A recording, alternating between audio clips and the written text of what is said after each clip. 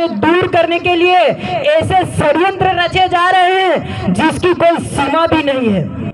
समाज को समाज में आपस में बांटने का काम कर रहे हैं। साथियों, मैं बताना चाहता हूं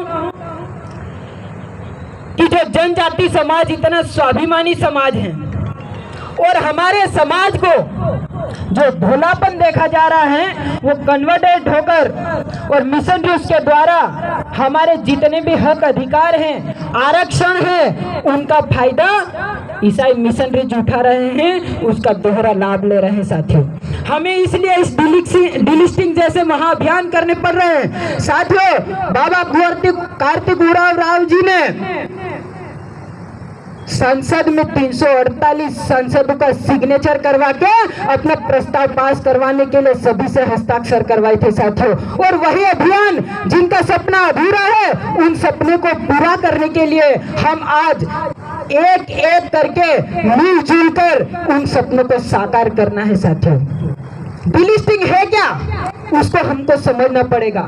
कुछ लोग वामपंथी लोग हैं, कुछ भी धर्मी लोग हैं, वो क्या कहते हैं कि डिलिस्टिंग में हिंदू बन गए वो भी बाहर हो जाएंगे, ईसाई बन गए वो भी बाहर हो गए। साथियों, मैं स्पष्ट रूप से बताना चाहता हूं, हिंदू केवल हिंदू ही नहीं है, हिंदू एक जीवन जीने की पद्धति है, कोई धर्म नहीं है। साथियों, और सनातन संस्कृति के संवाहक जनजाति समाज, कुछ लोग हमको कुछ हमारी में भिन्नता है, नगर में और ग्रामीण क्षेत्रों में कुछ भिन्नताएं हैं। कुछ लोग कहते हैं कि हमारा समाज हवन कहाँ करता है, तुम कैसे हिंदू हो। मैं उनको बताना चाहता हूँ, हम हवन करते हैं, हम इतनी सी आग लेकर उसमें पूजते हैं कि नहीं पूजते हैं। साथियों, पूजते हैं, नगर के लोग भी उसी में आहुति देकर पूजते हैं। हवन सब लोग करते हैं, लेकिन अपनी अपनी व्यवस्थाओं के आधार पे करते हैं, लेकिन हमारी आस्था एक होती है, हमारे ईश्वर को प्रदान करना। हमारी आस्था होती है ईश्वर को मानना। और कुछ लोग ईसाई मिशनरीज के इशारों पर काम करके कह रहे हैं आदिवासी हिंदू नहीं है, ऐसा प्रचार कर रहे हैं। आपको मैं बताना चाहता हूं, क्या आदिवासी हिंदू नहीं है? आदिवासी भोला नहीं है, आदिवासी भोले का है। भोला कौन है? कैलाश पर्वत पर बैठे हमारे महादेव, देवों के देव भोले देव। आदिवासी समाज भोला है। कब तक भोला है? जब तक सामने वाला भोला है, नहीं तो राणा कुंजा और टांटिया मामा जैसे वीर पैदा होते हैं। आप जनजाति समाज के बारे में क्या जानते हो? जिन लोगों ने संस्कृति परंपरा, जो लोग घुटने टेक कर सरचों और गुर्जागिरों में मसीह को याद करते हैं, अरे हमने पत्थर में भी हमारे ईश्वर को हमने मान लिया। हमारी सनातन संस्कृति क्या है? हमने प्रकृति में कई हमारे वन जंगलों को पूजा है और नदी माता को माता के रूप में देखा है। यही हमारी सनातन संस्कृति है, यही हमारा संस्कार है, यही हमारी परंपराएं हैं। और कुछ लोग कहते हैं आदिवासी हिंदू नहीं है। ये कौन सा एजेंडा चला रहे हैं? ये किसके एजेंडे पे काम कर रहे हैं? साथियों, बहुत सारे लोग कहते हैं। तो इसके लिए बहुत बड़ी तादाद में अप्रत्यक्ष रूप से हमारे समाज को बदनाम करने के लिए और हमारे समाज के स्वाभिमान को खत्म करने के लिए कई प्रकार के षड्यंत्र रच रहे हैं। उन लोगों को सामने करना पड़ेगा और उनके खिलाफ आवाज उठानी पड़ेगी। हमको हमारे साधु संतों, ये भूमि है, ये संतों की भूमि है, ये सभी हमारे समाज के संत हैं। और वो कहते हैं कि हमारे में संत ही नहीं होते हैं। हमको समाज से विभेद किया जा रहा है, नगर और ग्रामीणों के बीच में अलगाव पैदा किया जा रहा है। जब अंग्रेज यहाँ पर स्थापित, अंग्रेजी लड़ाई लड़ने आए थे तो उन्होंने सब कुछ देख लिया, पराक्रम देख लिया, लड़ाई झगड़ा करना देख लिया, लेकिन उनको एक ही उत्तर मिला कि जातियों में बांट दो, भारत अपने आप टूट जाएगा।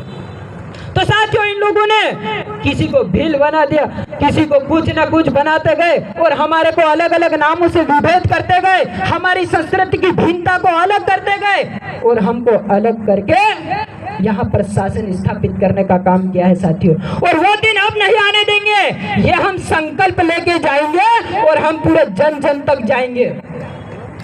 साथियों, डिलिस्टिंग है क्या? जो चेले चपाटे इधर अपने गांव में कन्वर्ट हो चुके हैं, वो लोग उनको आर्थिक रूप से मजबूत करते हैं और उनको पढ़ाई का खर्चा देते हैं और वो अच्छी पोस्टों पर चले जाते हैं और वो हमारी संस्कृति परंपराएं और सब कुछ त्याग करके विदेशी धर्म अपना लेते हैं और वही हमारा असली आरक्षण का अधिकार वही लोग खाते हैं। इसके लिए हमने जो कन्वर्ट हो चुके हैं, जो धर्मांतरित हो चुके हैं, जिसने संस्कृति परंपराएं छोड़ दी है और विदेशी धर्म अपना लिया है, उन सभी को आरक्षण से बाहर करें और विशेष अधिकार जितने भी जनजाति, भारतीय जनजाति समाज को विशेष अधिकार मिले हैं वो सारे के सारे खत्म हो। इसके लिए हम डिलिस्टिंग का महाअभियान देश भर में चला रहे हैं।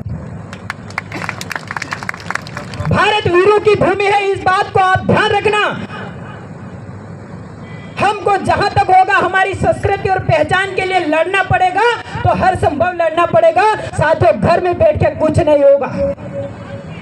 कई प्रकार के अप्रत्यक्ष प्रहार किए जा रहे हैं हमारे समाज पर, हमको नीचा बताया जा रहा है। क्या हमारा समाज नीचा है? हमारा समाज नीचा नहीं है, हमारा समाज स्वाभिमानी है।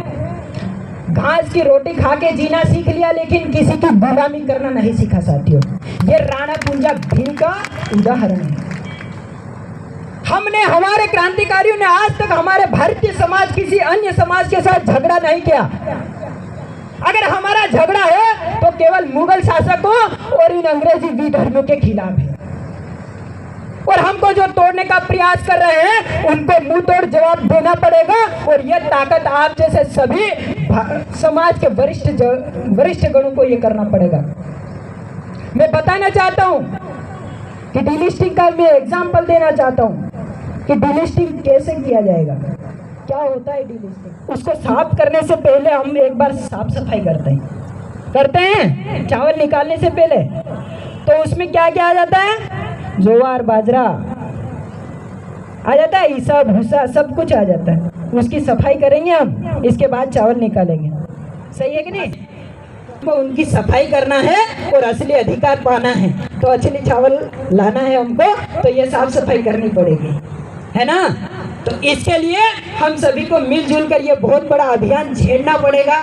और इस अभियान में अधिक से अधिक संख्या में अगर सड़कों पर भी उतरना पड़ेगा तो उतरने के लिए तैयार रहना साथियों।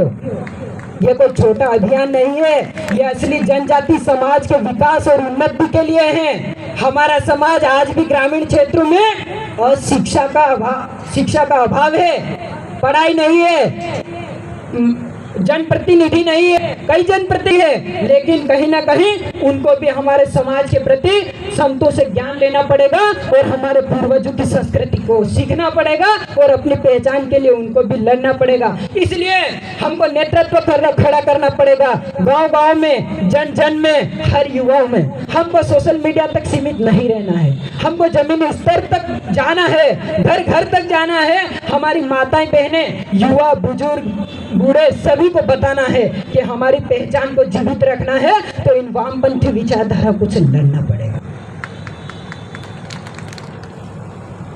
इस प्रकार के मुझे गर्व हो रहा है कि ऐसे कार्यक्रम जनजाति सुरक्षा मंच के माध्यम से इस गुजरात के 14 जनजाति बहुल क्षेत्रों में हुए हैं। आपने देखा होगा मध्य प्रदेश में बड़ी बड़ी रैलियां होती हैं, ऐसी रैलियां भी करनी पड़ेगी हमको, सड़कों पर भी उतरेंगे, लेकिन जनजाति समाज के हक और अधिकार की लड़ाई के लिए हमको कहीं तक, जहां तक संसद में और दिल्ली में और भोपाल में जाना पड़ेगा, जहां तक भी जाना पड़ेगा जाएंगे साथियों। और यह डिलिस्टिंग हमारे जनजाति समाज के विकास, उन्नति और सनातन संस्कृति की पहचान का मूल है। इसलिए ये डिलिस्टिंग बहुत जरूरी है। अगर डिलिस्टिंग नहीं हुआ तो ये सब ज्वार, बाजरा, सब खाते रहेंगे, फिर आप अपने घर पे बैठे रहना।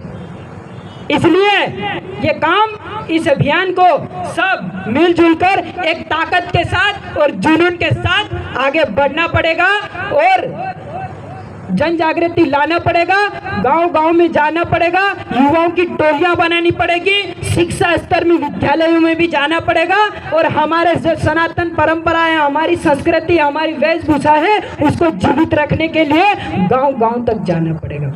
हमको नगर में बैठ के या किसी ऑफिसों में मैं मेरी वाणी को यही विराम देने से पूर्व माँ भारती के जय घोष का नारा लगाऊंगा। आप कस के मुट्ठी बांधिए जोश और जुनून के साथ और इस डिलिस्टिंग का संकल्प लेकर दोनों हाथ खड़े करके बोलेंगे भारत माता की, भारत माता की।